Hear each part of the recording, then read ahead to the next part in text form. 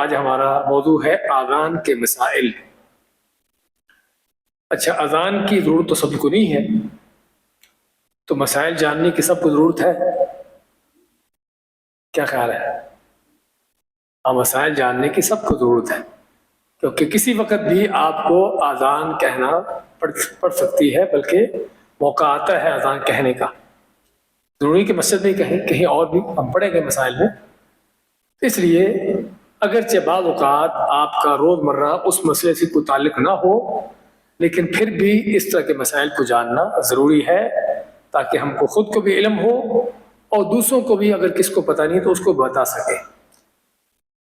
اذان کا لغوی معنی کیا ہے؟ اذان کہتے ہیں، اذان کا معنی کیا ہے؟ اذان کا معنی اعلان، اذان کا معنی ہے اعلان، اور اصطلاحی طور پر یعنی اس کا شرعی معنی کہ مسنون الفاظ سے نماز کا وقت شروع ہونے کا اعلان کرنا۔ مسنون الفاظ یعنی اذان کے جو الفاظ احادیث میں ہیں، ان الفاظ کے ساتھ اذان کہنا یعنی نماز کے وقت شروع ہونے کا اعلان کرنا۔ اس سے ہمیں کیا معلوم ہوا کہ اذان کب کہتے ہیں؟ یہ اذان کب کہنی چاہیے؟ جب نماز کا وقت شروع ہو، اس سے پہلے نہیں۔ اصل یہ ہے کہ نماز کا وقت جب شروع ہو اس وقت اذان کہی جائے۔ اور لیٹ کہہ سکتے ہیں، لیٹ بھی کہہ سکتے ہیں۔ ہاں، اگر فرض کرو آپ نے عشاء کی نماز ابھی بات کر رہے تھے کہ لیٹ پڑھنا سنت ہے، تو پھر آپ اگر فرض کرو آپ کی الگ تھلگ آپ کہیں پر ہیں، شہر میں آبادی میں نہیں ہے، الگ تھلگ ہے کہیں پر، تو جب آپ نے نماز پڑھنا ہو اس وقت اذان کہیں، سمجھے نا؟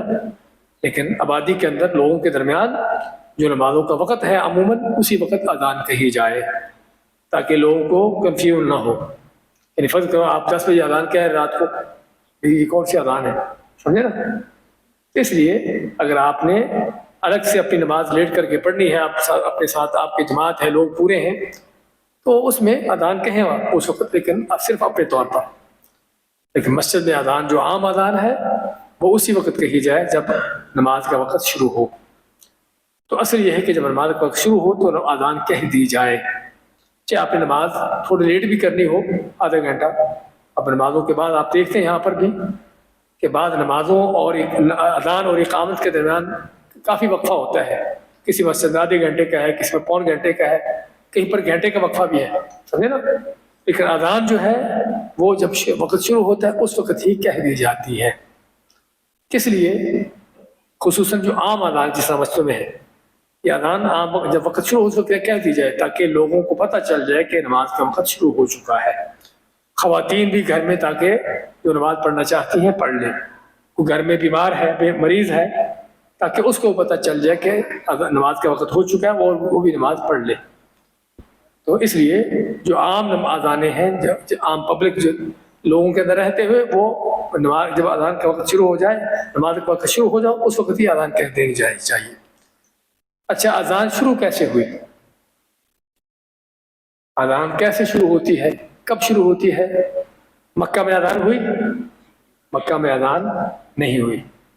آپ صلی اللہ علیہ وسلم کے وقت میں مکہ میں اذان نہیں دی گئی۔ کس لیے؟ کیونکہ جماعت قائم کرنا، بیت اللہ کے پاس جماعت کروانا موقع ہی نہیں تھا اس کا۔ مکہ میں کافروں کا قبضہ تھا، صحابہ اپنے اپنے گھروں میں چھپ چھپ کر نمازیں پڑھتے تھے، اس لیے باقاعدہ طور پر جماعت کا جو آغاز ہوتا ہے کہاں ہوتا ہے؟ مدینہ میں۔ اب شروع میں لوگوں کو یہ تو پتا تھا کہ نماز کا وقت کب سے کب تک ہے، سمجھے نا؟ یہ تو بتا دیا گیا تھا کہ نماز کا وقت کب سے کب تک ہے، لیکن اب نماز کب پڑھیں گے، جلدی پڑھیں گے، دیر سے پڑھیں گے، تو لوگ کیا ہوتا، جب نماز کا وقت شروع ہو جاتا تو مسجد میں آنا شروع ہو جاتے، اور آپ صلی اللہ علیہ وسلم جب دیکھتے کہ لوگ کافی جمع ہو گئے ہیں تو جماعت کروا دیتے۔ اذان نہیں تھی۔ اب اس میں مشکل تو ہے لوگوں کے لیے کہ پتہ ہی نہیں چلتا تھا کہ نماز کب ہوگی، تو اس کے لیے آپ نے ایک دن صحابہ سے مشورہ کیا کہ ہمیں کوئی ایسی چیز کرنی چاہیے کہ لوگوں کو جس سے پتہ چلے کہ نماز کا وقت شروع ہو چکا ہے اور نماز ہونے والی ہے، تاکہ لوگ مسجد میں آ جائیں۔ تو کیا کرنا چاہیے؟ آپ نے صحابہ سے مشورہ کیا۔ تو اس وقت یہودی بھی تھے، عیسائی بھی تھے، مجوسی بھی تھے، عیسائی کیا کرتے ہیں؟ عیسائی گھنٹی بجاتے ہیں. اور یہودی کیا کرتے ہیں؟ باجا بجاتے ہیں، باجا بجاتے ہیں، ہارن. اور مجوسی آگ کی پوجا کرنے والے وہ کیا کرتے ہیں؟ کسی اونچی جگہ پر آگ جلاتے ہیں. تو لوگوں نے کہا، صحابہ نے کہا کہ اس طرح کے لوگ کام کر رہے ہیں، آپ نے دیکھا یہ کام کو اچھے نہیں ہے، یہ کام کوئی اچھے نہیں ہے. تو خیر فیصلہ کوئی نہ ہوا اور لوگ اٹھ گئے. ایک صحابی جن کا نام عبداللہ ابن زید ابن عبد ربی، پہلی لائن میں لکھا ہوا نام اس کا، انہوں نے خواب دیکھا. خواب میں کیا دیکھتے ہیں کہ ایک آدمی باجا ہارن جو ہوتا ہے بیچ رہا ہے. تو انہوں نے اس سے کہا کہ یہ میں خریدنا چاہتا ہوں تم سے. اس نے کہا کس لیے؟ انہوں نے کہا کہ تاکہ جب نماز کا وقت ہو تو میں باجا بجاؤں، لوگ نماز کے لیے آ جائیں. انہوں نے کہا کہ تم کو اس سے بہتر چیز بتاتا ہوں. اور کیا چیز بتائی؟ اس نے جس جو خواب میں انہوں نے دیکھا، اس آدمی نے کیا بتایا کہ تم اذان کہو، اور اذان کہتے ہوئے یہ کلمات کہو. اذان شروع سے آخر تک ان کو سنائی کہ یہ اذان کہو. اچھا، اس صحابی نے خواب دیکھا اور نبی صلی اللہ علیہ وسلم کے پاس آ گیا کہ میں نے اس طرح کا خواب دیکھا ہے. اور اسی طرح کا عمر فاروق نے خواب دیکھا، اسی طرح کا خواب عمر فاروق نے بھی دیکھا. وہ بھی آپ کے پاس آئے کہ میں نے بھی اس طرح کا خواب دیکھا ہے. تو آپ نے کیا فرمایا؟ انہا لرؤیا حق انشاءاللہ. یہ ریڈ کلر میں جو لکھا ہوا ہے اب میں کہ یہ انشاءاللہ سچا خواب ہے. تو یہ کلمات جو تم نے سنے ہیں خواب میں، یہ بلال کو سکھاؤ، ان کو بتاؤ. بلال رضی اللہ تعالیٰ عنہ ان کو بتاؤ. کس لیے؟ کہ حضرت بلال کی آواز بھاری اونچی آواز سے، اور اذان کے لیے ظاہری بات ہے اونچی آواز چاہیے تاکہ دور تک آواز جائے. تو اس صحابی نے جن کا نام عبداللہ ابن زید ہے، اس نے پھر یہ اذان کے کلمات حضرت بلال کو سکھائے، اور پھر حضرت بلال آپ کے مؤذن بنے. سمجھے نا؟ حضرت بلال پھر آپ کے مؤذن بنے اور یہاں سے اذان شروع ہوئی.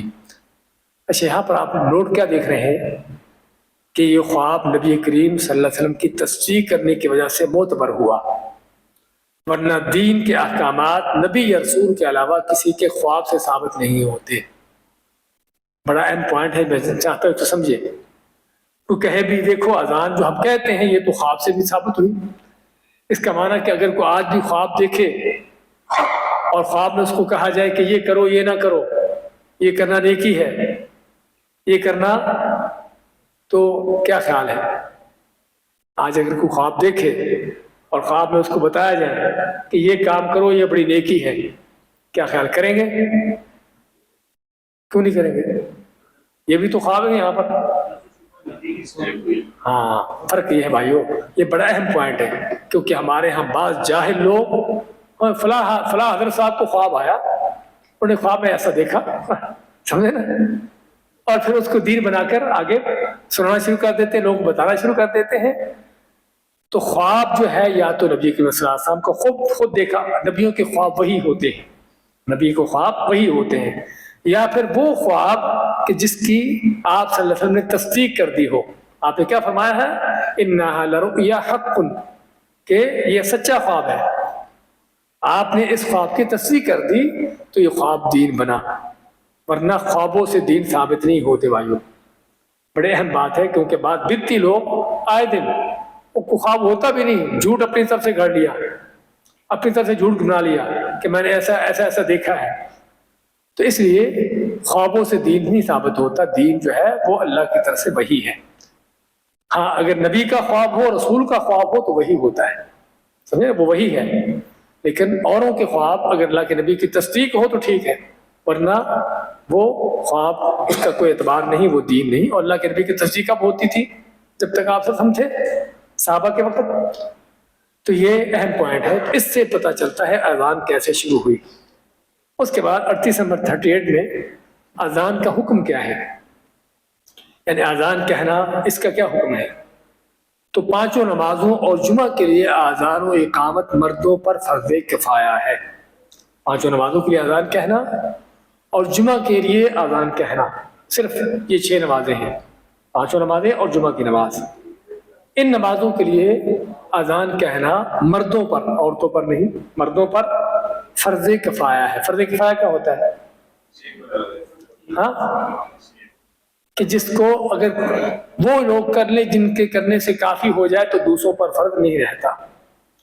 فرض کفایہ ہے فرض ہی، لیکن سبھی پر نہیں. صرف اگر کوئی جس کے کرنے سے وہ فرض پورا ہو جائے بس وہی کافی ہے، اس کو اجر ملے گا، باقیوں کا فرض ادا ہو جائے گا. تو یہ فرض کفایہ ہے. تو اذان کیا ہے؟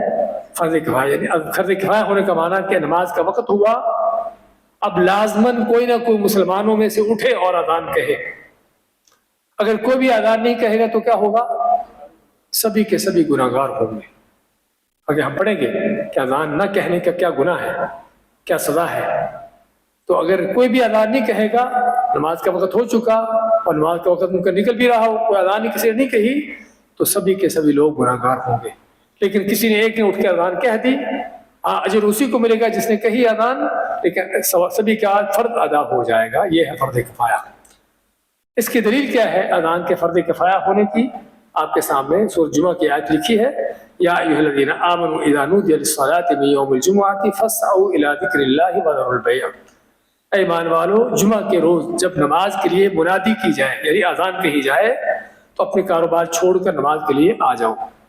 تو اس میں کیا ہے کہ جب اذان کہی جائے، اس کا مطلب کہ اذان کہنا چاہیے، جمعہ کی بھی اور پانچوں نمازوں کی بھی. اور اسی طرح نبی صلی اللہ علیہ وسلم کا فرمان ہے صحابہ کو کہ جب نماز کا وقت ہو تو تم میں سے کوئی اذان کہے. آپ نے حکم دیا کہ جب نماز کا وقت شروع ہو جائے تو تم میں سے کوئی اذان کہے. اور اس مسئلے پر امت کا اجماع ہے. اجماع کیا ہوتا ہے؟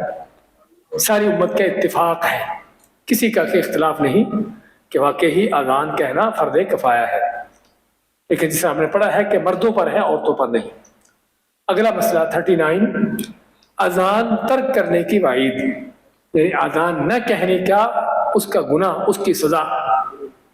اگر اذان کا وقت ہو جائے اور کوئی بھی اذان نہ کہے تو کیا گناہ ہے؟ حضرت انس بن مالک رضی اللہ تعالیٰ عنہ فرماتے ہیں کہ کان نبی صلی اللہ علیہ وسلم اذا غزا بنا قوما لم يكن يغزو بنا حتى يصبح، کہ نبی کریم صلی اللہ علیہ وسلم جب کسی قوم کے خلاف جنگ کرتے، کسی قوم پر حملہ کرتے، جہاد کرتے ہوئے کسی کافر قوم پر حملہ کیے جاتے، تو اب وہاں پر کوئی مسلمان تو نہیں، کہیں پہلے تاکید کرتے. تو تاکید کیسے ہوتی؟ فرماتے ہیں آپ صبح ہونے کا انتظار کرتے، صبح ہونے کا انتظار کرتے. اگر صبح ہو گئی اور اس علاقے میں کسی نے اذان کہہ دی تو آپ حملہ نہیں کرتے تھے. پتہ چلتا ہے کہ یہاں پر مسلمان بھی ہیں، ہوں گے نا، تو آپ کیا کرتے؟ حملہ نہ کرتے. لیکن اگر صبح ہو گئی، نماز کا وقت ہو گیا اور کسی نے بھی اذان نہ کہی، اس کا مطلب کہ یہاں پر کوئی مسلمان نہیں ہے. ہاں دیکھیے کتنا بڑا معاملہ ہے کہ اذان نہ کہنے کا معنی کہ یہاں کوئی مسلمان نہیں ہے، اور اذان کہنے کا معنی کہ یہاں کوئی مسلمان ہے. اور دوسرے الفاظ میں اذان کہنے سے اس علاقے کے لوگوں کا ان کے ساتھ لڑنا منع ہو گیا، حرام ہو گیا. اذان نہ کہی گئی تو ان کے ساتھ لڑنا جائز ہے، بلکہ اللہ کے نبی کی سنت ہے. سمجھے نا؟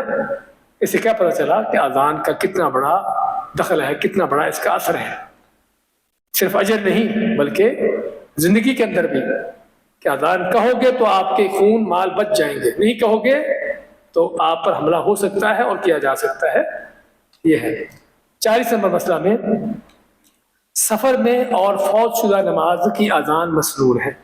یہ سفر میں بھی اذان کہہ سکتے ہیں، اور اگر کوئی نماز آپ کی چھوٹ گئی ہے، فوت ہو گئی، قضا ہو گئی ہے، تو اس کے لیے بھی اذان کہنا سنت ہے. سفر میں بھی اذان کہنا سنت ہے، اور اگر کوئی نماز آپ کی چھوٹ گئی اس کے لیے بھی اذان کہنا سنت ہے. آپ دونوں پڑھیں گے یہاں پر.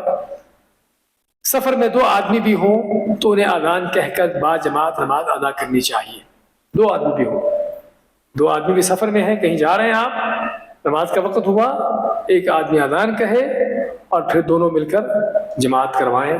ایک امام ہو، دوسرا اس کے ساتھ کھڑا ہو جائے. جس طرح کہ سیدنا مالک بن حویرث کی حدیث آپ کے سامنے دی گئی ہے کہ وہ آپ صلی اللہ علیہ وسلم کے پاس آئے تو جب انہیں سفر کرنا چاہا تو آپ نے ان کو جو نصیحت کی، کیا نصیحت کی؟ کہ جب تم نکلو یہاں سے سفر کے لیے تو آذان کہو جب اور اقامت کہو جب، اور تم میں سے جو بڑا ہو امامت کروائے. کیونکہ جماعت تھی کافی، یعنی کہ پورا گروپ تھا 20 آدمیوں کا حصہ کر کے. تو آپ میں کہ جب نماز کا وقت ہو تو تم میں سے کو اذان کہے اور اقامت کہے، اور جو تم میں سے بڑا ہے عمر میں وہ کیا کرے، وہ جماعت کروائے. ہم آگے چل کے پڑھیں گے کہ جماعت کروانا کس کا حق ہے، کون زیادہ حقدار ہے. تو اس میں کیا ملا کہ سفر میں بھی اذان کہنا سنت ہے. اسی طرح اگر آپ کی نماز کوئی قضا ہو گئی، ٹائم نکل گیا، اور بعد میں آپ نماز پڑھ رہے ہیں، تو تب بھی سنت ہے کہ اگر اذان وہاں پر نہیں ہوئی تو آپ وہاں پر اذان کہیے، اور اذان کہہ کر اگر زیادہ لوگ ہیں، 2 یا 2 سے زیادہ ہے، تو جماعت کروائیے. اس میں صحیح مسلم کی حدیث آپ کے سامنے دی گئی ہے کہ نبی کریم صلی اللہ علیہ وسلم ایک سفر میں تھے، اور عام طور پر اگر گرمی کا وقت ہوتا نا تو آپ کا سفر دیر تک جاری رہتا ہے. رات کو ٹھنڈا ہو جاتا موسم، آپ سفر جاری رکھتے ہیں آدھی رات تک اس طرح کر کے. اس کے بعد آپ ٹھہرتے ہیں. اب آپ سفر کرتے رہے حتیٰ کہ آدھی رات کے قریب، کافی رات کا حصہ جب گزر گیا، پھر آپ رکے. اب آپ کو خطرہ تھا کہ سفر میں لوگ تھکے ہوئے ہیں اور رات لیٹ بھی سو رہے ہیں، تو کہیں فجر کی نماز رہ نہ جائے. آپ نے حضرت بلال کی ڈیوٹی لگائی، کیا بلال تو نے فجر کی اذان کہنی ہے اور سبھی کو اٹھانا ہے. اب کیا ہوا، سبھی سو گئے، آپ سب بھی سو گئے، حضرت بلال کو بھی نیند آ گئی، ان کو بھی نیند آ گئی، ساری بات وہ بھی سفر میں تھے. اب ہوتا کیا ہے، سورج نکلا، سورج کی دھوپ سے آپ صلی اللہ علیہ وسلم کی آنکھ کھلی. ہمارے بعد وہ لوگ قصے کہانیاں جھوٹے گڑے ہوئے کہ حضرت علی نے نماز نہیں پڑھی تھی تو سورج رک گیا، کھڑا ہو گیا کہ جب تک انہوں نے نماز نہیں پڑھی. اللہ کے نبی صلی اللہ علیہ وسلم کی نماز تو فوت ہوگی، سورج پھر بھی نکلا ہے. عجیب ہو گئی کسے کہانیاں. تو خیر سورج کی دھوپ سے آپ کی آنکھ کھلی، آپ نے حضرت بلال کو اٹھایا. بلال کہاں پر ہو تم، اٹھایا کیوں نہیں؟ انہوں نے کہا اللہ کہ میری بھی آنکھ لگ گئی، میں بھی سو گیا. آپ نے کیا کیا، وہاں سے آپ نے حکم دیا صحابہ کو یہاں سے چلو، کیونکہ یہاں پر شیطان آ گیا ہے جس نے تم کو سلائے رکھا ہے. تو تھوڑا آگے چلے اور وہاں پر جا کر رکے. پہلے اذان کہی، کب؟ سورج نکلنے کے بعد، فجر کی اذان.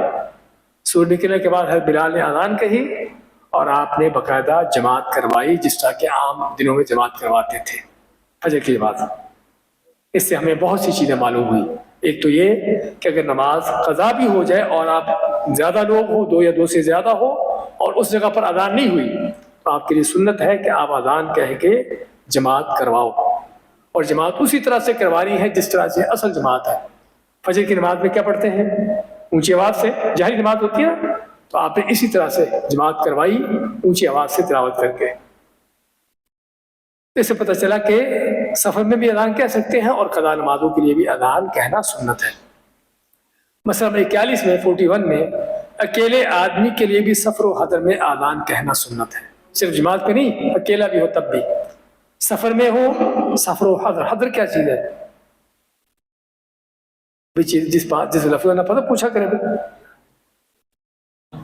ہاں سفر کیا ہے؟ سفر تو معروف ہے. حضر کیا ہے؟ اس کا الٹ کیا ہے؟ گھر، ٹھہرے ہوئے اپنے شہر میں، اپنے علاقے میں، کہ سفر کے بغیر اقامت میں. تو آپ مقیم ہیں، ٹھہرے ہوئے ہیں، یا سفر میں ہیں، اکیلے بھی ہیں، بشرطے کہ وہاں پر اذان نہ ہوئی ہو، تو آپ کے لیے بھی اذان کہنا سنت ہے. سنت ہے کہ اذان، اور ہم حدیث پڑھیں گے بھی، بشرطے کہ وہاں اذان نہ ہوئی ہو. ابو سعید خدری کی حدیث ہے، آپ میں کہ جب تم اپنی بکریوں یا صحرا میں ہو، حضرت ابو سعید بکریاں چرواتے تھے، آپ نے فرمایا کہ جب تم صحرا میں ہو، بکریوں کے ساتھ ہو، اور اذان کا وقت ہو جائے تو بلند آواز سے اذان کہو اکیلے، کیونکہ جو بھی جن انسان تمہاری اذان سنیں گے وہ روز قیامت تمہارے لیے گواہی دیں گے. اتنا بڑا اجر ہے، چاہے آپ اکیلے ہیں چاہے مسجد میں. یہاں پر جب بھی مؤذن اذان کہتا ہے تو جہاں جہاں تک اس کی آواز جاتی ہے، قیامت کے دن ہر وہ چیز اس کی گواہی دے گی. بڑا اجر ہے اذان کا. اسے ہم پڑھیں گے آگے کہ اذان کا کتنا اجر ہے. لوگ اس میں اگر قرآن اندازی بھی کر سکے تو قرآن اندازی سے اذان کہیں، کیونکہ اذان تو ایک آدمی کہے گا نا، سارے تو اذان نہیں کہیں گے. اتنا بڑا اجر ہے۔ اچھا، مزید یہ کہ سلمان فارسی کی حدیث اب میں کہ جب تم میں سے کوئی جنگل صحرا میں ہو اور بغیر اذان و اقامت کے نماز ادا کرے، یعنی اکیلا ہی، نہ اذان کہی نہ اقامت کہی، نماز شروع کر دی، تو اکیلا ہی نماز پڑھے گا۔ اور اگر اس نے اقامت کہہ کے نماز پڑھی تو اس کے ساتھ اس کے دونوں فرشتے بھی ساتھ شامل ہو جاتے ہیں۔ اور اگر اس نے اذان کہی، پھر اقامت کہی اور پھر نماز یعنی جماعت کی شکل میں نماز پڑھی، تو اس کے پیچھے فرشتوں کی اتنی بڑی صف ہوتی ہے کہ جس کا ایک کنارہ مشرق میں، دوسرا کنارہ مغرب میں، اتنی بڑی صف۔ ہاں، جہری نماز اونچی آواز پڑھیں گے، یعنی آپ ویسے بھی اکیلے پڑھ رہے ہیں نا، چاہے سری نماز بھی ہے تو تکبیرات اونچی آواز سے کہیے، سمجھے نا؟ سنت ہے کہ ایسے نماز پڑھی جس طرح کہ آپ جماعت کروا رہے ہو، کیونکہ آپ اکیلے نہیں ہو، آپ کے ساتھ اللہ کے فرشتے ہیں اور بھی مخلوق ہیں۔ اور مخلوق کون سی؟ جن بھی ہوں گے۔ جہری نماز میں یہ نہ ہو کہ والدین کہیں تو پیچھے سے آپ کو آمین کی آواز آ جائے، لیکن گھبرانا نہیں، وہ آپ کے ساتھ ہی ہے۔ ہاں بالکل، وہی تو پڑھ رہے ہیں، اکیلے بھی ہوں آپ، اب اکیلے بھی ہوں ایسی جگہ پر جہاں اذان نہیں ہوئی، اذان بھی کہیے، اقامت بھی کہیے، اور پھر جماعت کی شکل میں نماز پڑھیے۔ لیکن اگر اذان ہو چکی ہے تو صرف اقامت کہیے اور نماز پڑھیے، سمجھے نا؟ اکیلے بھی ہے۔ اقامت نہیں، مشکل نہیں، سنت ہے، ہاں سنت ہے، اگر کہہ سکے تو اچھی بات ہے، نہیں بھی کہیے آپ بغیر اقامت، وہی تو حدیث پڑھ رہے ہیں نا۔ اگر آپ نے نہ اذان کہی نہ اقامت کہی، ایسی نماز شروع کر دی اکیلے، تو صرف آپ اکیلے ہی نماز پڑھ رہے ہو۔ لیکن اگر اقامت کہہ کر پڑھ رہے ہو تو آپ کے ساتھ آپ کے دونوں فرشتے بھی مل جائیں گے، اور اگر اذان کہہ کے اقامت کہہ کے پڑھ رہے ہو تو پھر آپ کے پیچھے فرشتوں کی صف اور جن بھی آپ کے ساتھ مل جائیں گے، سمجھے؟ اچھا، 42 نمبر مسئلے میں 42 میں، کیا خواتین اذان اور اقامت کہہ سکتی ہیں؟ کیا خیال ہے؟ بعض ساتھی سارے ہلا رہے ہیں اور بات کہتے ہیں کہ کہہ سکتی ہیں۔ چلیے اس مسئلے کو دیکھتے ہیں۔ اذان اور اقامت کا حکم صرف مردوں کے لیے ہے، چنانچہ عورت کے لیے بلند آواز سے اذان کہنا بالاتفاق جائز نہیں ہے۔ یعنی اس مسئلے میں آ کے عورت کوئی مائکروفون میں اذان کہے، سبھی کا اتفاق ہے کہ ناجائز ہے، کسی کا ایسا قول نہیں کہ جائز کہنا ہے۔ کس لیے؟ کہ عورت اصل پردہ ہے، سمجھے نا؟ تو عورت کو عام اذان کہنا بلند آواز سے بالکل منع ہے، سبھی علماء کے اس پر اتفاق ہے۔ لیکن بعض صحابہ ائمہ کرام کے اقوال سے معلوم ہوتا ہے کہ عورت صرف عورتوں کے درمیان اور آہستہ آواز سے، جو آواز صرف عورتوں تک پہنچے، باہر نہ نکلے، تو بعض صحابہ کا کہنا ہے کہ عورت صرف عورتوں کے درمیان آہستہ آواز سے اذان اور اقامت کہہ سکتی ہے۔ اور اس کی دلیل آپ کو دی گئی ہے، نیچے جو دیے گئے حوالے مصنف الدرداء کی حدیث کی کتابیں ہیں کہ جس میں حضرت عائشہ کا، حضرت ابن عمر کا، حضرت انس بن مالک، یہ سبھی صحابہ ان کا قول ہے کہ عورت جو ہے عورتوں کے درمیان ایسا آواز سے، جو صرف عورتوں کو آواز سنائی دے، اذان اقامت کہہ سکتی ہے، لیکن نہ کہنا زیادہ بہتر ہے، کیونکہ آپ صلی اللہ علیہ وسلم کے زمانے میں عورتیں نمازیں پڑھتی تھیں اور اذان اقامت نہیں کہتی تھی، لیکن اگر کہہ دیں تو جائز ہے، جس طرح کہ صحابہ کرام کا قول ہے۔ لیکن کہنے کی شرط کیا ہے؟ کہ ایسا آواز سے ہو اور صرف عورتوں کے اندر ہو، کسی مردوں غیر محرموں تک ان کی آواز نہ پہنچے۔ آگے مسئلہ نمبر 43 میں 43 میں اذان کے معانی اور مقاصد۔ یہ اذان ہم ڈیلی سنتے ہیں، کبھی غور کیا ہے کہ اذان کیا ہے؟ کیا عظیم کلمات ہیں؟ کس عظیم کلمات کا اعلان ہوتا ہے؟ تو اذان صرف چند الفاظ ہونے کے باوجود عظیم معانی پر مشتمل ہے، یعنی بہت اس کے اندر عظیم معنی ہے، جس میں اللہ تعالیٰ کی عظمت، اس کی کبریائی اور توحید کا اعلان ہے۔ اللہ اکبر، اللہ کی کبریائی، اشہد ان لا الہ الا اللہ، اللہ کی وحدانیت کا اعلان، کہ صرف گواہی دیتا ہوں کہ صرف اللہ ہی عبادت کے لائق ہے۔ اشہد ان محمد رسول اللہ، آپ صلی اللہ علیہ وسلم کی رسالت کی گواہی، اللہ کے سوا اوروں کا انکار، لا الہ الا اللہ کہہ کر، اور لوگوں کو نماز کے لیے دعوت دینا، جو دین کا سب سے عظیم رکن ہے، ان کو کامیابی، فلاح و بہبود کی دعوت دینا، تو اذان بہت عظیم چیز ہے۔ بہت عظیم کلمات ہیں. صرف سننے پر اکتفا نہیں کرنا چاہیے بلکہ اس پر غور و فکر کرنا چاہیے. 44 اور 44 نمبر مسئلہ میں اذان کی فضیلت میں قرآن و سنت کی بہت سی دلیلیں ہیں. کئی دلیلیں ہیں، اس میں سے صرف چند ایک یہاں پر ذکر کیے ہیں. اذان اللہ کی طرف دعوت ہے. دعوت، ایک آدمی تقریر کرتا ہے، لوگوں کو دعوت دے رہا ہے. ایک آدمی اور کوئی دعوت کا انداز ہے. اذان بھی بھائیو دعوت ہے اللہ کی طرف، اللہ کی توحید کی دعوت ہے کہ سپیکر پر کھڑے ہو کر، لاؤڈ سپیکر پر پوری آبادی میں یہ اعلان کرنا کہ صرف اللہ ہی عبادت کے لائق ہے، اس کے سوا کسی کی عبادت نہیں. کیا ہے؟ توحید کا اعلان ہے، دعوت ہے بہت بڑی. سمجھے نا؟ آپ صلی اللہ علیہ وسلم کی رسالت کی گواہی دینا بہت بڑی دعوت ہے. لوگوں کو یعنی اللہ کا نماز جیسے عبادت کی طرف بلانا بہت بڑی دعوت ہے. اس لیے وَمَنْ أَحْسَنُ قَوْلًا مِّمَّنْ دَعَا إِلَى اللَّهِ وَعَمِلَ صَالِحًا. اللہ مانتا ہے کہ اس سے بہتر کس کی بات ہو سکتی ہے کہ جو اللہ کی طرف دعوت دے اور خود بھی نیک عمل کرے. وقال اننی من المسلمین، اور کہے میں مسلمانوں میں سے ہوں.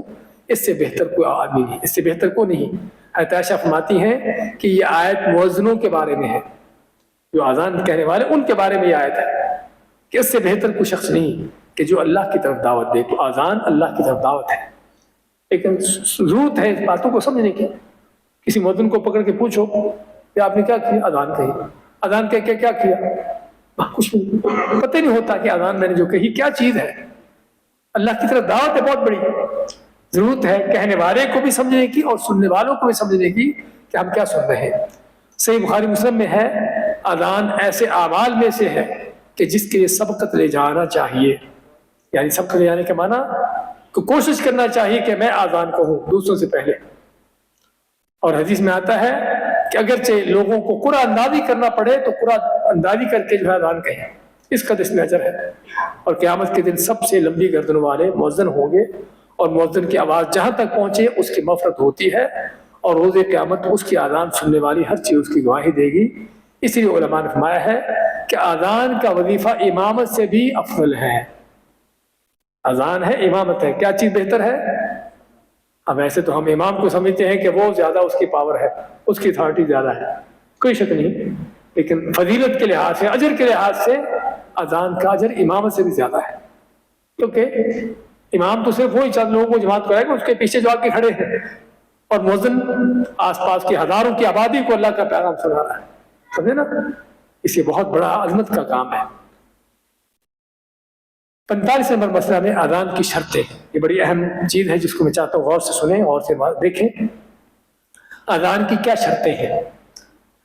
یہاں پر 12 شرطیں لکھی گئی ہیں کہ اذان کہنے والا امانت دار ہو، یعنی کہ بے ایمان نہ ہو. کیوں؟ کس لیے بھی؟ کیونکہ اس نے اس کی اذان پر کسی کی سحری افطاری کا مسئلہ ہے، لوگوں کی نمازوں کا مسئلہ ہے. سمجھے نا؟ گھر میں خواتین بیٹھی، اس کی اذان سن کر نمازیں پڑھنا شروع کر دیں گی. ابھی وقت شروع نہیں ہوا، اسے پہلے اذان کہہ دی، اس کا مطلب لوگوں کی نماز خراب کرتی. سمجھے نا؟ ابھی افطاری کا وقت ہی نہیں ہوا، پہلے اذان کہہ دی، لوگوں کو پہلے افطاری سے پہلے ان کا روزہ افطار کروا دیا. اس لیے امانت دار ہونا ضروری ہے. سمجھدار ہو، یعنی سمجھدار ہو، بے سمجھ نہ ہو، نہ تو بیوقوف پاگل ہو نہ چھوٹا بچہ ہو. سمجھدار ہو، مسلمان ہو اور مرد ہو. مسلمان ہو، کافر اذان نہیں کہے گا، کیونکہ اسلام کے عبادت ہے اذان. اور جس طرح ہم نے پڑھا ہے مردوں کے لیے ہے اذان. عام اذان جو ہے صرف مردوں کا حق ہے، مردوں کو صرف اس کی اجازت ہے. اذان ترتیب سے ہو. ترتیب سے مانی کہ جس طرح کے اذان کے کلمات اللہ کے نبی صلی اللہ علیہ وسلم ملتے ہیں، اور جس طرح ہم اذان سنتے ہیں نا، اسی ترتیب سے ہو. یہ نہیں کہ حی علی الفلاح پہلے کہہ دیا، حی علی الصلاۃ بعد میں کہا. ایسی اذان نہیں ہوگی. مسلسل ادا کی جائے. مسلسل کا معنی کہ درمیان میں یہ نہیں کہ درمیان میں پاری دینا شروع کر دیا، کال آگے کال سننا شروع کر دی پھر آگے شروع کر دی، ایسا نہیں. اذان مسلسل کہی جائے. اور وقت داخل ہونے کے بعد، نماز کا جب وقت شروع ہو جاتا ہے اس کے بعد اذان کہی جائے. کیونکہ ہم نے کیا پڑھا اذان کے بارے میں کہ نماز کے شروع ہونے کا اعلان ہے. اچھا، آواز بلند ہو، بلند آواز سے کہی جائے کیونکہ مقصد اعلان ہے. اعلان کے لیے کیا ہوتا ہے؟ بلند آواز. سنت کے مطابق الفاظ کہنا، یعنی جو الفاظ احادیث سے ثابت ہیں، اپنی طرف سے کوئی لفظ نہیں ڈالنا اس میں. اور لوگوں نے ڈالے ہوئے ہیں، شروع میں بھی آخر میں بھی، ہمارے ملکوں میں اور یہاں پر بھی کوئی ایک قوم ہے ان کے یہاں ایسے چلتا ہے، اپنی طرف سے کوئی الفاظ ڈالے ہوئے ہیں۔ اذان صرف انہی الفاظ سے کہی جائے جو نبی صلی اللہ علیہ وسلم سے ثابت ہے، سمجھے نا؟ ایسے لحن سے نہ ہو کہ جس سے معنی بدل جائے۔ لحن کا معنی کہ لفظ کہنے میں غلطی کرنا، غلط لفظ کی ادائیگی کرنا کہ جس سے معنی بدل جائے۔ اور ہمارے بعد ایسے مؤذن ہوتے ہیں اللہ اکبر، لمبا کر دیا۔ اکبار کیا ہوتا ہے؟ عربی میں اکبار کہتے ہیں ڈھول کو، اللہ کو نعوذ باللہ ڈھول بنا دیا۔ ہم دیکھیے نا، اس لیے ہمیں ضرورت ہے نماز کے اندر بھی، اذانوں کے اندر بھی اپنے الفاظ کو دیکھنے کی، کہیں ایسی غلطی نہ کر رہے ہوں جس سے معنی بدل جائے۔ اور اذان کہنے والا ایک ہی شخص ہو، یعنی کہ آدھی اذان ایک کہے آدھی دوسرا کہے، ایک ہی اذان کہنے والا ہو۔ اور ایک ہی اذان دو آدمی نہ کہیں، اس کا مطلب 12 میں اذان کوئی آدمی کہے، ٹیپ ریکارڈ نہ ہو، ریکارڈ اذان جو ہے اس کا وہ کافی نہیں ہے۔ اور آج کل ریکارڈ اذانیں چلتی ہیں نا آفسوں وغیرہ میں، ہاں وہ صرف آپ کو بتانے کے لیے ہے کہ نماز کا ٹائم ہو گیا، وہ اذان شرعی اذان نہیں ہوتی، نہ اس کا جواب دیں گے، سمجھے نا، نہ اس اذان کا جواب دیں گے، لیکن وہ صرف آپ کو بتانے کے لیے ہے کہ نماز کا ٹائم ہو گیا، اس حد تک وہ۔ لیکن مسجد کے اسپیکر میں کوئی ریکارڈ اذان چلا دے، یہ غلط ہے، غلط ہے۔ یہاں پر لازماً کوئی آدمی انسان وہ اذان کہے تو جو شرطوں کے مطابق، تو ریکارڈ اذان سے نماز اذان کا فریضہ ادا نہیں ہوگا۔ ریکارڈ اذان اگر کہی جائے تو اس سے اذان کا فریضہ ادا نہیں ہوگا۔ اس لیے بعض اوقات کوئی اگر تو شہر کے اندر کوئی آفس ہے، وہاں پر ریکارڈ اذان چلا دی مشکل نہیں ہے، کیونکہ اذان آس پاس سے ہو رہی ہے، اذانیں ہو رہی ہے۔ لیکن اگر ایسی جگہ پر ہے جہاں پر آس پاس اذان نہیں ہوئی اور صرف ریکارڈ اذان ہی چلائی گئی ہے، تو اذان کا فریضہ ادا نہیں ہوا اور سبھی گناہ گار ہیں۔ بات سمجھ آ رہی ہے؟ کہ کسی ایسی جگہ پر جہاں پر اذان نہیں ہوئی اور صرف ریکارڈ اذان ہی لگا دی گئی اور اذان نہیں کہی کسی نے، تو سبھی کے سبھی گناہ گار ہوں گے، کیونکہ اذان کا فریضہ ادا نہیں ہوا۔ اس بات کو سمجھنے کی ضرورت ہے۔ اس کے بعد آگے چلتے ہیں 46 میں، 46 نمبر میں، اذان ترجیعی، دوہری اور ایک کہری دونوں طرح کہنا جائز ہے۔ اذان کہنے کے 2 طریقے ہیں۔ اذان کہنے کے عموماً ویسے تو اور بھی ہیں، لیکن مین طریقے 2 ہی ہیں۔ وہ کیا ہے؟ دوہری اذان اور کہری اذان۔ ابھی ہم پڑھیں گے دوہری اذان کیا ہے۔ عبداللہ بن زید کی حدیث میں جو ہم نے پڑھی ہے نا، جو بلال اذان دیتے تھے، وہ اذان کیسی تھی کہ اذان کے کلمات 2 تھے اور اقامت کے کلمات 1 تھے، سوائے اللہ اکبر کے۔ اللہ اکبر 4 دفعہ ہے، اس کے بعد اشہد ان لا الہ الا اللہ 2 دفعہ، اشہد ان محمد 2 دفعہ، حی علی الصلاۃ 2 دفعہ۔ اس طرح اذان کے کلمات 2 تھے، اور اقامت کے کلمات 1 تھے، سوائے قد قامت الصلاۃ کے۔ سمجھے؟ جس طرح آپ یہاں پر اذان اور اقامت سنتے ہو، یہ اذان اور اقامت کس کی ہے؟ حضرت بلال کی۔ تو اس کو کہتے ہیں کہری اذان۔ کہری اذان یعنی جس میں ڈبل نہیں ہے، آگے ہم ڈبل دیکھیں گے۔ اس اذان کے کتنے کلمات ہیں؟ 15۔ دوہری اذان کیا ہے؟ آپ صلی اللہ علیہ وسلم کے دوسرے ایک مؤذن تھے ابو محذورہ، حضرت بلال آپ کے مدینہ کے مؤذن تھے، اور یہ ابو محذورہ آپ کے مکہ کے مؤذن تھے، مکہ مسجد حرام کے مؤذن تھے۔ ان کو آپ نے خود ہی اذان، آپ نے ان کو سکھائی اذان۔ اس میں اللہ اکبر 4 دفعہ ہے، اس کے بعد اشہد ان لا الہ الا اللہ اور اشہد ان محمد رسول اللہ، یہ بھی 4 دفعہ ہے۔ لیکن کہنے کا طریقہ کیا ہے کہ 2 دفعہ ایسا آواز سے اشہد ان لا الہ الا اللہ 2 دفعہ کہہ کے، اشہد ان محمد 2 دفعہ کہتے، ایسا آواز سے، پھر دوبارہ انہی کلمات کو 2 دفعہ اونچی آواز سے دہرائیں گے، تو 4 دفعہ ہو گئے۔ سمجھے نا؟ اس میں یہ فرق ہے۔ فرق کیا ہے؟ بلال کے اذان اور اس میں صرف یہ فرق ہے، اور کوئی فرق نہیں۔ باقی ساری اذان اسی طرح سے ہے، صرف اشہد ان لا الہ الا اللہ 2 کلمات پہلے ایسا کہیں گے، پھر ان کلمات کو دوبارہ اونچی آواز سے کہیں گے۔ اچھا، اس میں اللہ اکبر جو ہے پہلے 4 مرتبہ ہی ہے، لیکن ایک حدیث میں 2 دفعہ کا ذکر بھی آتا ہے کہ 2 دفعہ بھی اللہ اکبر شروع میں کہا جا سکتا ہے۔ تو یہ دوہری اذان ہے کہ دونوں طرح اذان کہنا سنت ہے۔ समझे ना, ये आप देख रहे हैं कि अल्लाह अकबर 2 दफ़े भी कह सकते हैं, और अशहदु अल्ला इलाहा इल्लल्लाह अशहदु अन्ना मुहम्मदन रसूलुल्लाह ऐसी आवाज़ से कहने के बाद फिर से दोबारा दो मरतबा अशहदु, इनको दोबारा ऊंची आवाज़ से कहा जाएगा। तो ये है इस अजान के 17 या 19 कलिमात है। अगर अल्लाह अकबर 4 दफ़ा कहो 19 बन जाएंगे, अगर अल्लाह अकबर 2 दफ़ा कहोगे तो कितने होंगे? 17 कलिमात होंगे। तो ये दो तरह का अजान का तरीका है। अगरचे हमारे यहाँ वो लोग बिलाल की अजान जानते हैं, दूसरी जानते, और दूसरी अजान भी सुन्नत है और मालूम होना चाहिए, क्योंकि हमारे लोगों को जब पता नहीं होता ये क्या कहते हैं, ये कैसी अजान कर रहा है, इसकी अजान हुई नहीं, इसने अजान गलत कर दी, उस जाहिल को पता नहीं होता कि सुन्नत है, समझे ना। इसलिए इस तरह के मसाइल को हमें जानना चाहिए ताकि खुद भी उस पर अमल करे, और अगर कोई अमल करता हो तो उसको कहीं डांटना नहीं शुरू कर दे, ताकि पता हो कि क्या सुन्नत है। अच्छा, उसके बाद इसी तरह सैयदना अब्दुल्लाह बिन उमर उनके बारे में आता है, फरमाते हैं कि रसूल अकरम सल्लल्लाहु अलैहि वसल्लम के ज़माना में अजान के कलिमात दोहरे होते थे और इकामत के कलिमात क़द क़ाम सलात के अलावा अकेले होते थे, अकेले होते थे। आपके ज़माने से मुराद यानी मदीना में हज़रत बिलाल की अजान। और इसके बरक्स तिरमिज़ी की सही हदीस में है कि अबू महज़ूरा फरमाते हैं कि रसूल सल्लल्लाहु अलैहि वसल्लम ने इकामत सिखाई, इस इकामत के अल्फाज बिलाल के अजान जैसे थे सिवाय क़द क़ाम सला कि जिसमें जो दो बार कहने होते थे। इस मसले में हम क्या देख रहे हैं, इस मसले का टाइटल आपको नहीं दिया गया, टाइटल देना चाहिए था कि अजान और इकामत कब, यानी कि दोहरी अजान, एक कहरी अजान के साथ एक कहरी इकामत और दोहरी अजान के साथ दोहरी इकामत, समझे ना। अगर अजान दोहरी दे रहे हैं तो इकामत भी दोहरी हो, अगर अजान कहरी कह रहे हैं तो इकामत भी कहरी हो। हज़रत बिलाल जैसी अजान है तो हज़रत बिलाल जैसी ही इकामत हो, हज़रत अबू महज़ूरा जैसी अजान है तो हज़रत अबू महज़ूरा जैसी ही इकामत। उनकी इकामत कैसी होती थी? उनकी इकामत दो कलिमात को 2 दफ़ा कहना, सिवाय अल्लाह अकबर के 4 दफ़ा कहना, बाकी कलिमात 2 दफ़ा कहना, जिससे हमारे पाकिस्तान में बहुत बात कहते हैं, समझे ना।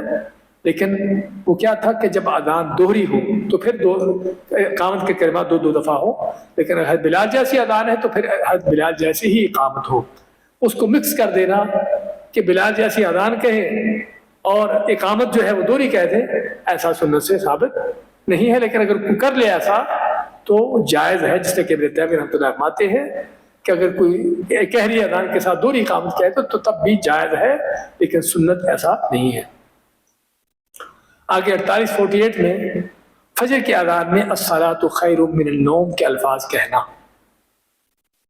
अस्सलातु खैरुम मिनन नौम के माना कि नमाज नींद से बेहतर है, क्योंकि सोने का वक़्त है। तो ये अल्फाज सही हदीस से साबित हैं। उसके बारे में हज़रत अनस की हदीस है कि फजर के अजान में मुअज्जिन का हय्या अलल फलाह के बाद अस्सलातु खैरुम मिनन नौम कहना सुन्नत है। हज़रत अनस फरमाते हैं कि ये कहना सुन्नत है। सुन्नत किसकी है? नबी की सल्लल्लाहु अलैहि वसल्लम की, और ये सही हदीस है।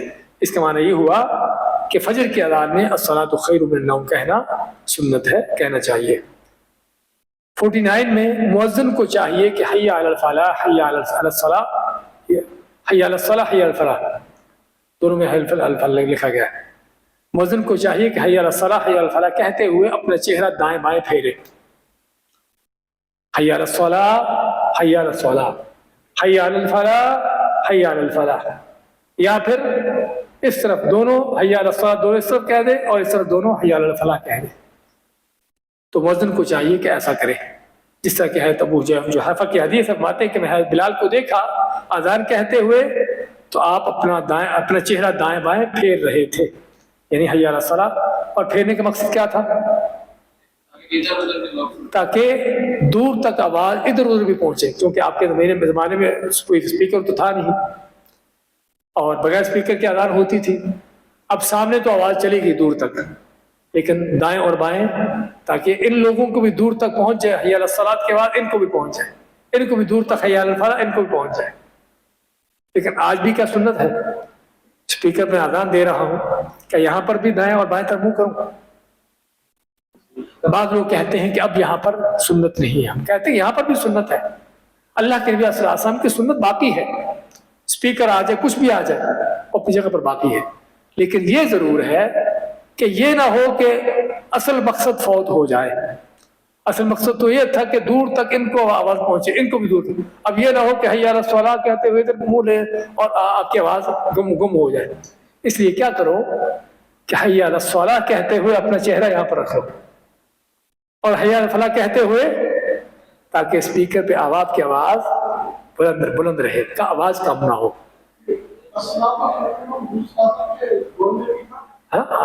آپ کے دور کی بات کر رہے ہیں نا.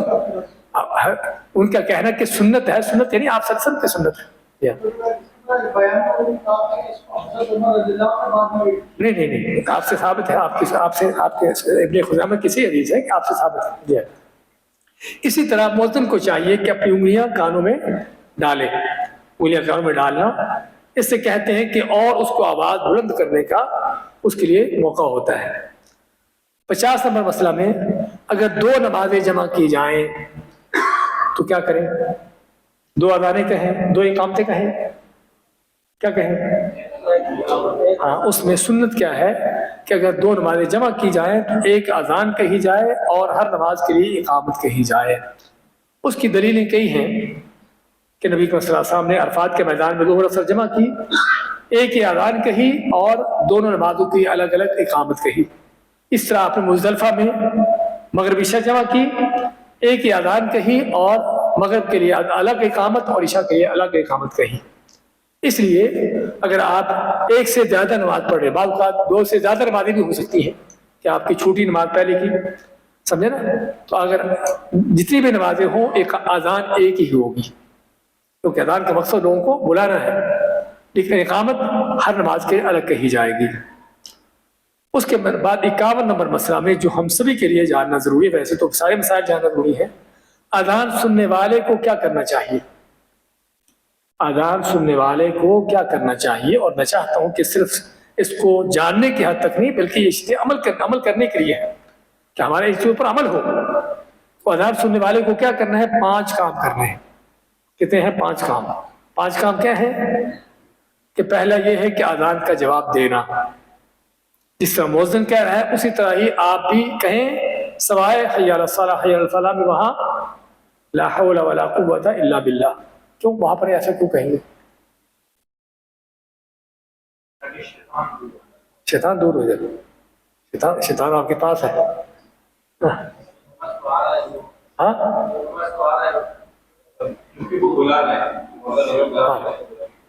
مؤذن بلا رہا ہے، کہتا ہے حی علی الصلاۃ، آپ بھی کہو حی علی الصلاۃ.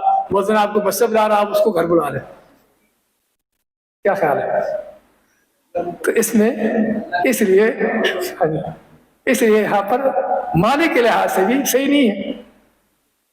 مؤذن تو کہہ رہا حی علی الصلاۃ، حی علی الصلاۃ مسجد میں آ جاؤ، آپ اس کو حی علی الصلاۃ گھر میں آ جاؤ. اس لیے یہاں پر کیا کہیں گے؟ لا حول ولا قوت الا باللہ. کیا معنی اس کا؟ کہ نہ کو میری قوت ہے، نہ کو میرا ہیلا وسیلہ ہے اللہ کے سوا. کہ اللہ تو نے نماز کے لیے بلایا ہے، اب نماز پڑھنے کی توفیق دینا، اس کی ہمت دینا تیرا کام ہے. تیری توفیق ہوگی تو پڑھ سکوں گا. ہاں بھائیو، ہوتا ہے. اللہ کی توفیق جب نہیں ہوتی نا، بدبختی ہوتی ہے تو انسان نہیں پڑھتا. یعنی کہ بڑا مصروف ہے، کچھ بھی ہو نہیں پڑھتا. اس لیے انسان کو چاہیے کہ ہمیشہ نیکی کرنے کے لیے اللہ سے مدد مانگے. ہم فاتحہ پڑھتے ہوئے کیا کہتے ہیں؟ ایاک نعبد و ایاک نستعین. اللہ ہم صرف تیری عبادت کرتے ہیں. اس عبادت کے لیے کیا کہتے ہیں؟ کہ تجھ سے مدد مانگتے ہیں. اس عبادت کرنے کے لیے تجھ سے مدد مانگتے ہیں. اس لیے یہاں پر بھی جب اللہ کی طرف سے منادی آئی کہ آجو نماز کے لیے، تو اللہ سے پھر قوت مانگی، طاقت مانگی. اللہ مجھے قوت دے، طاقت دے، مجھے اس کی توفیق دے. تو یہ معنی ہے لا حول ولا قوت الا باللہ کا. تو اس لیے پہلی چیز ہے مؤذن کا اذان کا جواب دینا. اور دوسرا کیا ہے؟ اذان کے ختم ہونے پر درود پڑھنا آپ صلی اللہ علیہ وسلم پر. اگر درود ابراہیمی پڑھ لیں تو اچھا ہے، ورنہ کوئی بھی درود پڑھا جا سکتا ہے جو درود سننے سے ثابت ہے. تیسرا، آپ صلی اللہ علیہ وسلم کے لیے وسیلے کی دعا کرنا. یہ ساری چیز آگے آ رہی ہے، وسیلے کی دعا کیسے کرنا ہے آگے. چوتھی چیز ایک اور دعا ہے آپ سے ثابت ہو، آگے ذکر آ رہی ہے، وہ پڑھنا. اور 5واں، اپنے اور مسلمانوں کے لیے دعا کرنا، کیونکہ آپ کا فرمان ہے کہ اذان اور اقامت کے درمیان دعا قبول ہوتی ہے. اس لیے یہ 5 کام ہیں جو اذان سننے والے کو کرنا چاہیے. اس کی دلیلیں آپ کے سامنے دی گئی ہیں۔ آپ کا فرمان ہے کہ جب مؤذن کی اذان سنو تو وہی کہو جو مؤذن کہتا ہے، پھر مجھ پر درود پڑھو، کیونکہ مجھ پر درود پڑھنے والے پر اللہ تعالیٰ 10 رحمتیں نازل فرماتا ہے۔ اس کے بعد اللہ تعالیٰ سے میرے لیے وسیلہ مانگو۔ آپ سے پوچھا کہ وسیلہ کیا چیز ہے؟ اب میں کہ وسیلہ جنت میں ایک مقام ہے کہ جو جنتیوں میں سے کسی صرف ایک کو ملے گا، اور آپ مانتے کہ مجھے امید ہے کہ اللہ تعالیٰ وہ مقام مجھے دے گا۔ جنت میں سب سے اونچی، سب سے اعلیٰ جگہ اور سب سے یعنی کہ جنت کی یعنی کہ افضل ترین جگہ یہ وسیلہ ہے جو آپ صلی اللہ علیہ وسلم کو ملے گا۔ اس وسیلہ کی دعا آپ کے لیے کرنے کا فائدہ کیا ہے؟ آپ مانتے کہ جو میرے لیے اس وسیلہ کی دعا کرتا ہے قیامت کے دن اللہ تعالیٰ اس کے لیے میری شفاعت حلال کر دیتا ہے، یعنی قیامت کے دن میں اس کی شفاعت کر سکوں گا بشرطے کہ شرک نہ کرتا ہو۔ ہاں شرک کیا پھر شفاعت نہیں ہے۔ تو یہ اس حدیث میں کیا پتہ چلا کہ اذان کا جواب دینا، آپ پر درود پڑھنا اور آپ کے لیے وسیلہ کی دعا کرنا، اور وسیلہ کی دعا کیا ہے یہ آپ کے سامنے آ گئی ہے۔ اللہم رب هذه الدعوة التامة والصلاة القائمة آت محمد الوسیلة والفضیلہ وابعثه مقاما محمودا الذی وعدتہ۔ کہ اللہ توحید کے یہ مکمل دعوت ہے اور قائم ہونے والی نماز کے لیے محمد صلی اللہ علیہ وسلم کو وسیلہ، بزرگی اور مقام محمود عطا فرما جس کا تو نے ان سے وعدہ کیا ہے۔ جی ہاں، تو یہ ہے وسیلہ، یہ وسیلہ کی دعا جو آپ کے لیے کی جانی چاہیے۔ اسی طرح ایک دوسری دعا جسے ذکر کیا ہم نے وہ کیا ہے کہ یہ دعا آپ اذان کے درمیان بھی کہہ سکتے ہو اور اذان کے بعد بھی کہہ سکتے ہو۔ کیا دعا ہے؟ اشہد ان لا الہ الا اللہ وحدہ لا شریک لہ وان محمد عبدہ ورسولہ رضیت باللہ ربا وبمحمد رسولا وبالاسلام دینا۔ یہ دعا جو ہے آپ اشہد ان محمد رسول اللہ کے بعد بھی کہہ سکتے ہو اور اذان کے بعد بھی کہہ سکتے ہو، دونوں جگہ پر کہنا سنت ہے، سمجھے نا؟ تو یہ دعا بھی یاد کریں، اور پہلی بھی دعا آپ کے وسیلہ کی دعا بھی یاد کریں، اس دعا کو یاد کریں۔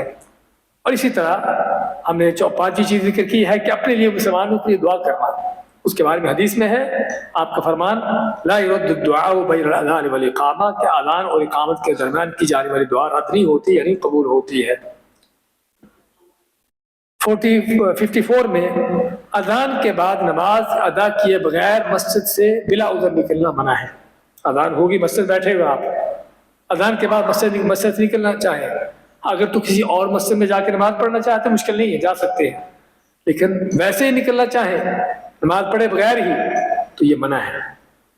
اس کے بارے میں سے ابو شاہ فرماتے ہیں کہ ایک آدمی اذان کے بعد نماز پڑھے بغیر مسجد سے باہر نکلا تو حضرت ابو ہریرہ نے فرمایا اس شخص نے ابو القاسم صلی اللہ علیہ وسلم سے کی نافرمانی کی ہے، یعنی وہ شخص اذان ہونے کے بعد ایسے مسجد سے نکل گیا، یعنی کہ کسی اور مسجد میں جا رہا تھا۔ ہاں کسی اور مسجد میں جانا ہے کچھ کے لیے جا سکتے ہو، لیکن ویسے نکلنا ہو تو نماز پڑھے بغیر نہ نکلے، سوائے اس شخص کے جو دوسری کسی مسجد میں نماز پڑھنے کے لیے نکلا ہو۔ 55 میں فجر کی اذان سے پہلے اذان دینا سنت ہے۔ فجر کی اذان سے پہلے اذان، بعض لوگ اس کو تہجد کی اذان کہتے ہیں، لیکن یہ تہجد کی اذان نہیں ہے، یہ تہجد کی اذان نہیں ہے۔ ذرا پڑھیں گے ہم، پتہ چل جائے گا کیا ہے۔ اور اس میں یہ بھی پتہ چلا کہ نبینا آدمی بھی اذان کہہ سکتا ہے، نبینا آدمی بھی اذان دے سکتا ہے۔ حدیث ہے صحیح بخاری مسلم کی، عائشہ فرماتی ہیں کہ سیدنا بلال رضی اللہ تعالیٰ عنہ رات کو جگانے کے لیے اذان دیتے تھے، یعنی فجر سے پہلے ہی لوگوں کو جگانے کے لیے۔ لہذا رسول اللہ صلی اللہ علیہ وسلم فرمایا کہ ان بلال یؤذن بلیل، کہ بلال کی اذان جو ہے رات میں ہوتی ہے، ابھی فجر نہیں ہوتی، اس سے پہلے ہو جاتی ہے، تو کھاتے پیتے رہو یعنی سحری کرتے رہو حتی یؤذن ابن ام مکتوم۔ ہاں ابن ام مکتوم کون ہے؟ نابینا صحابی تھے۔ یہ کب دیتے تھے اذان؟ فإنه لا يؤذن حتى يطلع الفجر، کہ وہ اذان اس وقت دیتے تھے جب فجر طلوع ہوتی تھی۔ وہ تو نبینا تھا، ان کو نظر نہیں آتا تھا کیسے فجر طلوع، لوگ ان کو بتاتے تھے، لوگ ان کو بتاتے تھے اصبحت اصبحت، کہ صبح ہوگی اذان دے دو، سمجھے نا؟ تو وہ اذان دیتے تھے جب فجر طلوع ہوتی تھی، اور بلال اذان اس سے پہلے دے دیتے تھے۔ اور ظاہر یہ معلوم ہوتا ہے کہ یہ رمضان میں تھا، اوکے؟ آپ فرمائے کھاتے پیتے رہو، کھاتے پیتے کب ہے؟ رمضان میں، سحری کرتے ہوئے۔ تو اور دوسری حدیث میں بلکہ یہ بھی آتا ہے کہ بلال کی اذان تمہارے جو نماز پڑھنے والے ہیں ان کو نماز سے ہٹانے کے لیے ہے، اور جو سوئے ہوئے ان کو جگانے کے لیے ہے۔